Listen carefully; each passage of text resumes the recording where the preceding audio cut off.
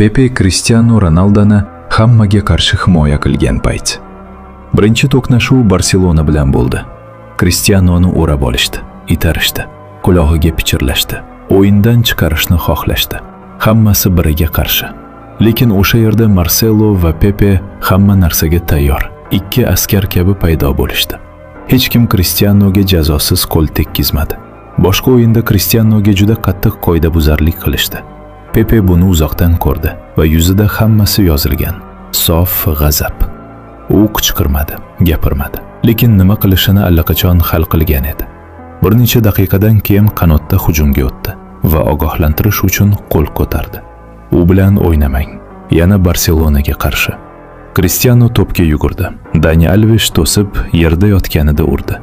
Cristiano maydonda og'riqdan bukilib yotdi. Lekin bu shunday qolmadi. Chunki bir necha soniyadan keyin Pepe jinni kabi paydo bo'ldi. Hamma kuchi bilan kiradi, o'yinni buzadi. Alvesni yerga yiqitadi. Keyin xotirjam turib, hech narsa qilmagandek imo-ishora qiladi. Sovuqqon, hisob-kitobli, akasini himoya qilmoqda. Bu tasodif emas edi. Bu haqiqiy sadoqat edi. Milliy jamoada Pepe Cristianoni hech qachon tashlab ketmadi. U doim yonida turdi. Yaxshi-yomonda ko'kragini qo'yib, hurmat ko'rsatib, dunyoga kim boshqarishini eslatib turdi.